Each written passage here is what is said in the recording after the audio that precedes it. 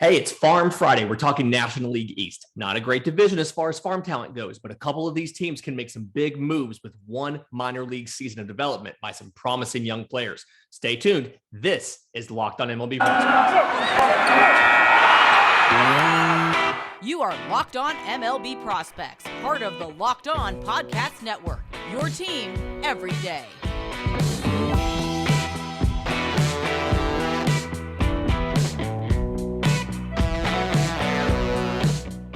Yes, welcome on into Locked On MLB Prospects, your home for all things minor league baseball. I'm your host, Lindsey Crosby. Thank you for making us your first listen every single day. And like I said in the intro, National League East. I know it's not a great division when it comes to the rankings, but some of these teams have potential to grow and take a leap. So National League East, well, obviously, we talked Braves this week. We talked Nationals 2 weeks ago, but the Mets are 16th in baseball out of 30 teams.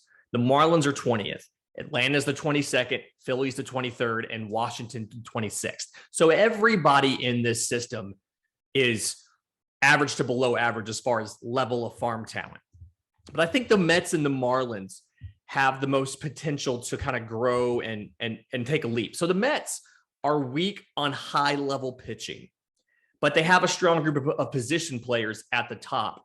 And then on top of that, they've got two top 15 picks next year. They have their own pick, the 14th overall, and then they have the 11th for not signing Kumar Rocker. So they have the ability to climb the rankings quickly. So right now, 3 Baseball America top 100s, catcher Francisco Alvarez, number 13 overall, third baseman Brett Beatty, 39th overall, and shortstop Ronnie Mauricio, number 92nd overall. And so Francisco Alvarez, he's a catcher that really used his time at the alternate site in 2020 to hone his offensive approach.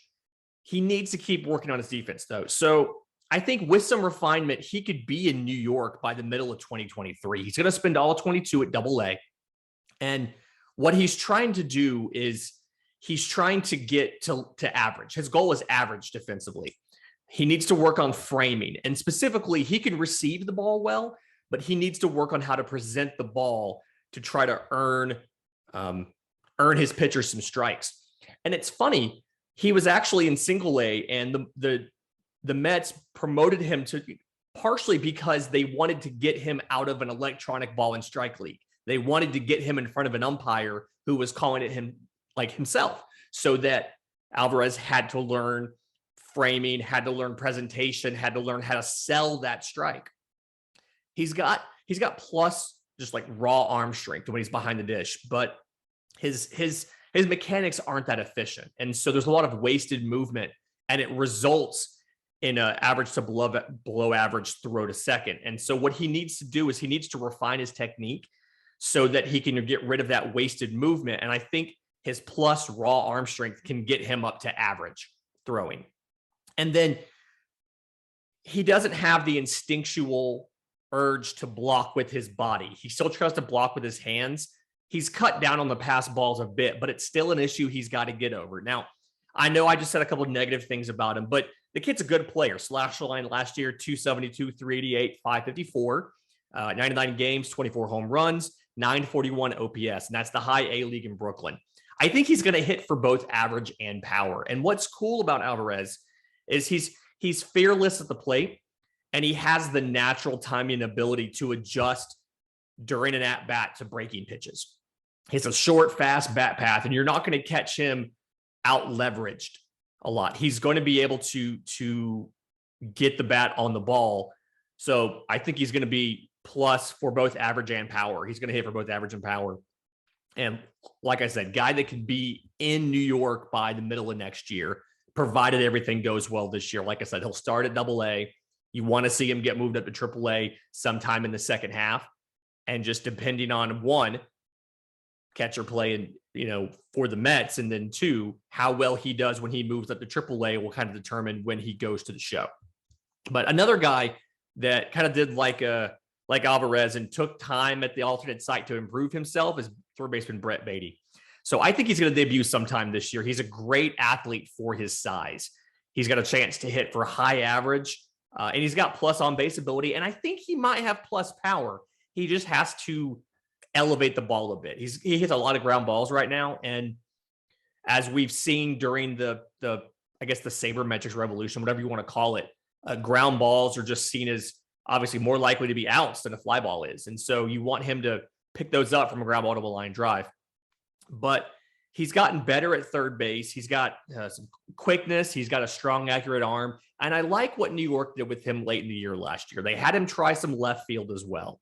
And this is something we had a question on Monday from Jeremy about all the different Mets prospects and guys they have that can play in the infield. And we still think there's going to be some movement out of that infield. But the whole goal here with trying Beatty in left field is you want to just find out as much information as you can about where he can contribute defensively so that you can force his bat into the lineup. You can get him in there. I do think he'll be up sometime in 22. I don't think he'll break camp or spring training with the team, especially because we're probably going to have a shortened spring training. Hopefully we don't have a shortened season, but I definitely think that he's a guy you're going to see in 22 in New York, and he has a chance to make an impact. I think he has a chance to really contribute at the major league level. And then a guy that you're not going to see this year, but you're going to see him probably next year, shortstop Ronnie Mauricio. He didn't have a slam dunk 2020 at the alternate site, but last year he did break out for 20 home runs. Like I said, I think he's going to be a 2023 guy. Offensively, he's a really tall hitter who doesn't walk a lot. Really high exit velos, 90th percentile. He's gotten better at not chasing outside of the strike zone. I mean, he came down from 52% chase rate in May to like 33% in August. He's better. He's a switch hitter, but he's better as a lefty. He gets less chases, more barrels from the left-hand side. And defensively, for a shortstop, he doesn't actually run that well. He's got a strong arm. He's got good reads. But it's something where I think he may ultimately need to end up moving to third. But then when you look at a lot of the pitchers in this system, kind of like I talked about, a lot of these guys are not major league ready. You look at their top 10.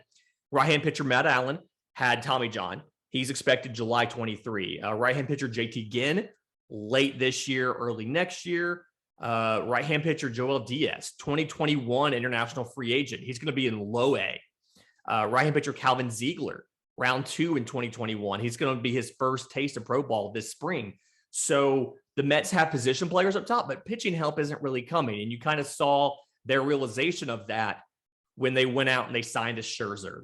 They spent money on a guy who can bump everybody in the rotation down a spot and then can also go ahead and go longer and deeper into games so he can save your bullpen some and give you a chance to really maximize and go for it when you have a chance to win a game.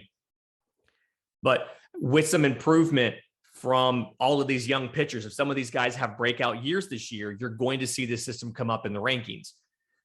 Another system, talking about pitchers, Miami's another top-heavy system, but most of their top prospects are pitchers.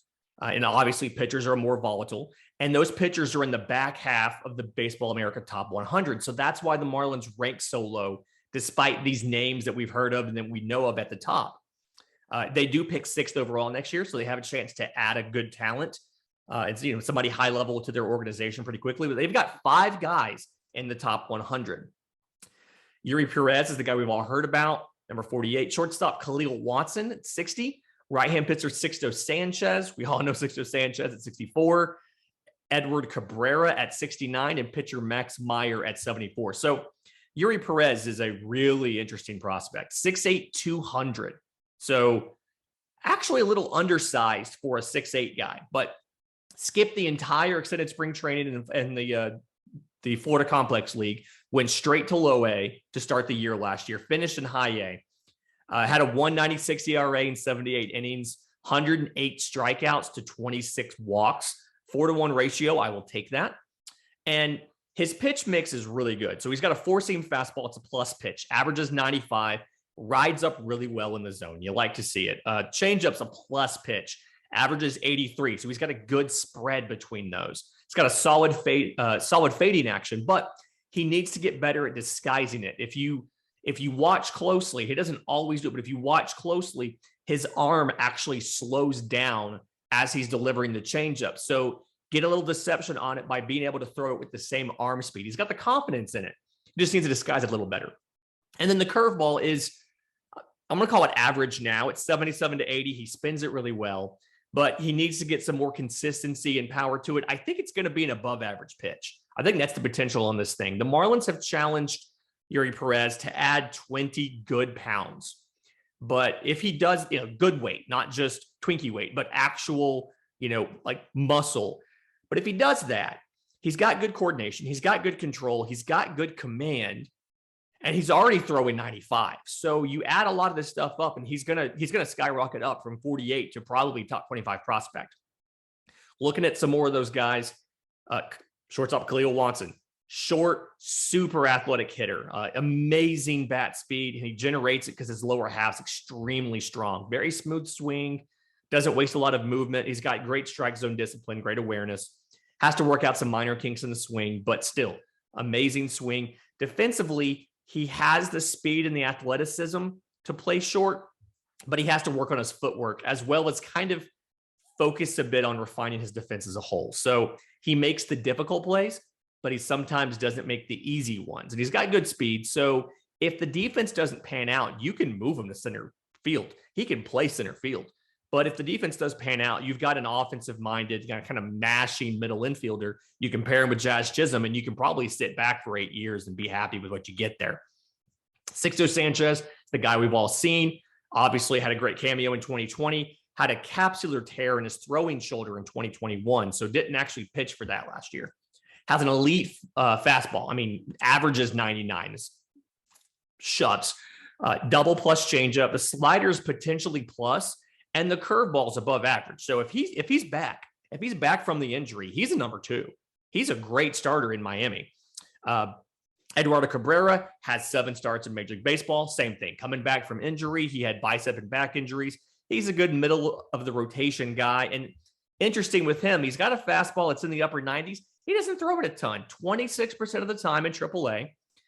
His changeup is about 93. You'd like to see it a little bit slower, but it does have good late fade from a lefty. It's got good deception. His curveball is low to mid 80s. His slider, it's new. It's upper 80s. It has a short break, but it kind of sweeps. So it's a dramatic movement. It's just not a lot of movement. You'd rather have short sweeping movement than long lazy movement. But anyway, and then Max Meyer, 2020 round 1 pick, debuted last year in Double-A. So big jump there. 111 innings, 2.27 ERA, 130 strikeouts, 42 walks. Fastball slider combo guy. Changeup is inconsistent. Nothing real special. He needs to work on the command of the fastball as well as being a little more consistent at improving the curveball. But a lot of pitchers, like I said, back half of the Baseball America Top 100, you're obviously going to graduate Sixto Sanchez. You're probably going to graduate Edwardo Cabrera as well. But some of these other guys, Yuri Perez especially, if these guys have a jump this year in development, Khalil Watson, if he can show that he's worked on that defense, they're going to move from the back half to the top half of that 100, and Miami's going to come up in the system, in the rankings, pretty quickly. And when we start the new year of 2023, they'll be pretty high up in the rankings. But talking about new year, it's the new year, and that means New Year's resolutions. If yours is getting fit, eating healthier, include Built Bar in your plan. Built Bar is the only protein bar that's covered in 100% real chocolate that tastes like a candy bar. It's better for you than a candy bar. 17 grams of protein. So what you should do, go to built.com, check out all the fantastic flavors they have. Peanut butter brownie, cookies and cream, mint brownie, coconut almond, raspberry, salted caramel. And then while you're there, use promo code LOCKED15 for 15% off at built.com. That's promo code LOCKED15 at built.com. So, all right. New York, Miami can get better in the rankings. They've got a talent in there. The Phillies and the Nationals are a little bit of a different situation. So the Nationals, we covered them at length 2 weeks ago, 2 shows with our friend Josh Neighbors of Locked On Nationals. Suffice to say, they can quickly improve their standings as well. They're graduating Keibert Ruiz, but they have 2 other top 100 prospects, right-hand pitcher Cade Cavalli, shortstop Brady House. Again, we talked about those guys plenty in the show with Josh. But they signed the number 1 international free agent, Cuban outfielder Christian Vaquero. And then they also have the number 5 overall pick next year. So, and then keep in mind, the team struggled last year and they sold off at the break. They sold Trey Turner, they sold Max Scherzer, they got rid of pieces. So if they struggle, they could trade another veteran or two. I really see the Nationals organization as a group that has the ability to add a lot of talent. The question is ultimately what happens to the big league team this year. The worse the big league team is, the better their chances are of adding significant talent. We'll see what happens. Plus, you have the thing about like Jackson Rutledge, Cole Henry. If they're healthy, have good years, they're going to improve their prospects standings, probably break the top 100, which brings Washington's ranking up as well. So they can definitely move up from 26. Philadelphia is a more curious situation. So they've had underwhelming talent in the pipeline for years. Farm system's been nothing special for a little while. And then they bet on prep pitching early in the last two drafts. And obviously, pitchers are inherently more volatile than position players. Prep pitchers even more volatile. And so what happens now is most of the Philadelphia's top talent is young. Right-hand pitcher Mick Abel will start 2022 in high A. Andrew Painter, right-handed pitcher, low A. Outfielder Johan Rojas, high A. Outfielder Ethan Wilson, somewhere in A ball, I'm not quite sure where. But like a lot of those guys, obviously pretty young. And then the ones that are closer to the big leagues, I don't think they're going to be huge difference makers. So Bryson Stott, shortstop, second base, not quite sure which one he's going to play. He kind of feels like a jack of all trades, master of none situation. And then catcher Logan O'Hoppe, currently blocked by JT Realmuto, who I think we can kind of consensus agree is a top 5 catcher in baseball. And you've heard a lot from guests that we've had. I'm thinking about our chat with the Royals yesterday about you find a way to get their bat in the lineup. And JT Realmuto, I had him in fantasy, so I know this. He had a handful of starts at first base last year. So you can, and then we are going to have the DH, it looks like, in 2022. So you can find a way to get Logan O'Hoppe in the lineup. But both Logan O'Hoppe and Bryson Stott don't necessarily feel like difference makers. They kind of just feel like they'll contribute, but they're not going to be the guys that either make or break the entire season for Philadelphia. And so much of Philadelphia's talent is a couple years away. And so I don't necessarily know what Philadelphia is going to do at the big league level as far as their farm system is concerned. I don't think you're going to see much of an impact unless they trade veterans away for prospects or trade prospects to fill holes on the big league team. But when they do call these two guys up, they are going to, if you're smart, you might want to, buy a share of Logan O'Hoppe. You might want to buy a share of JT Realmuto if he gets to play more first, maybe having a little bit of fresher legs from not bending and crouching so much at first. I'm sorry, while catching. And then if you're in the mood to, buy shares and stuff and put money on stuff, BetOnline has you covered this season with more props, more odds, more lines than ever before as football continues our march through the playoffs right to the big game. BetOnline.net remains the best spot for all your sports scores, your sports podcasts, and news this season. And it's not just football.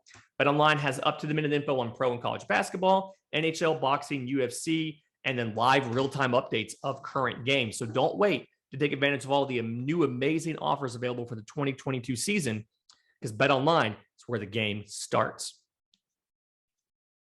And then whenever you're discussing farm systems in the National League East, you have to kind of acknowledge that the Nationals rode their farm system to a title a few years ago, and then Atlanta ran their farm system to a title this year. They spent years at the top of this list. They were number 1 in 2017, number 1 in 2018, and they're all the way down to number 22 now. And on the one hand, that worked. They won the 2021 World Series.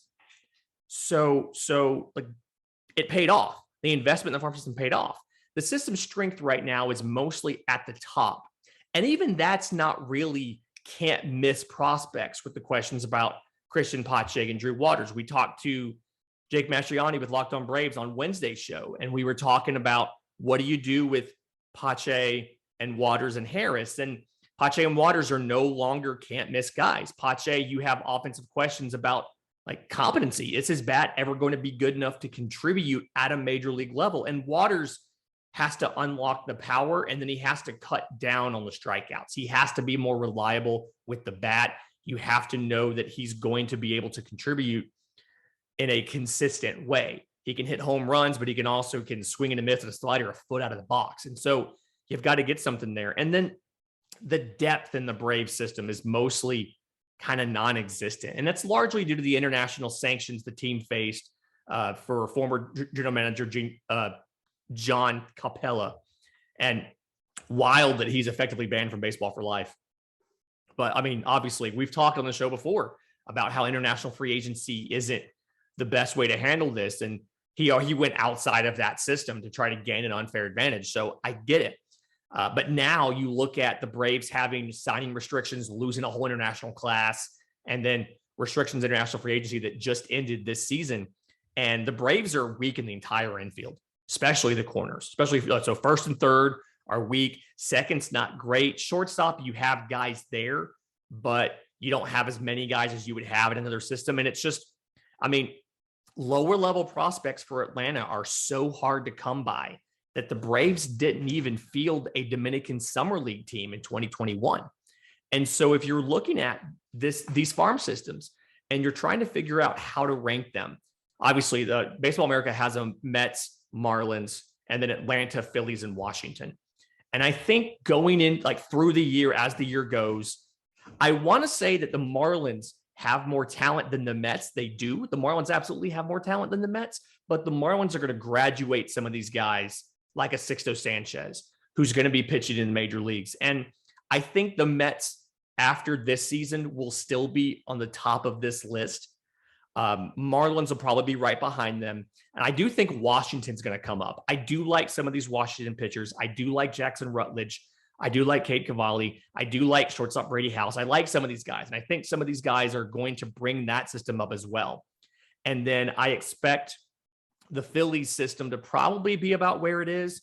And then I think the Braves system is going to come down. I think Atlanta's going to come down from 22 down towards that 25, 26 area where Washington is now. And that's obviously before you figure out what happens with the Freddie Freeman situation. You heard from our friend Jake Mastriani that if the Braves don't re-sign Freddie Freeman, which you don't want to think about, but if they don't, they're going to have to go out and get a guy like Matt Olson, which means letting go of more prospects, letting go of, a Langoliers or a Contreras, letting go of a Harris or a Pache or a Waters.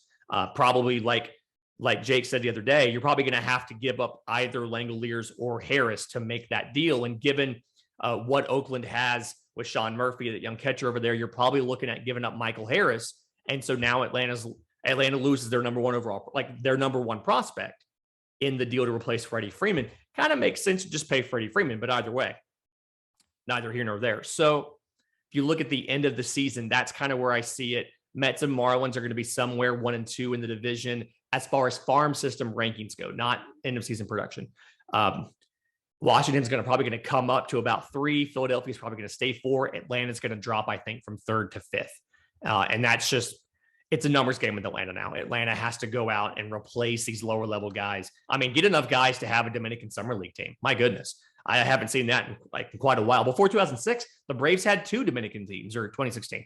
Before 2016, the Braves had 2 Dominican Summer League teams. And now that they went to not fielding a single one. So if you have thoughts about the National League East or any other questions about the show, things you want to know about, reach out to me. I'm on Twitter at Crosby Baseball. Follow the show on Twitter at Locked On Farm. You can send your questions, your comments to lockedonmlbprospects@gmail.com. We've got a Money Monday coming up. We're talking business to sports. We're talking CBA. We're talking minor league baseball business.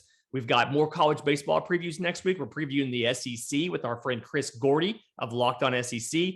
4 of the 5 teams in the top 5 are SEC teams.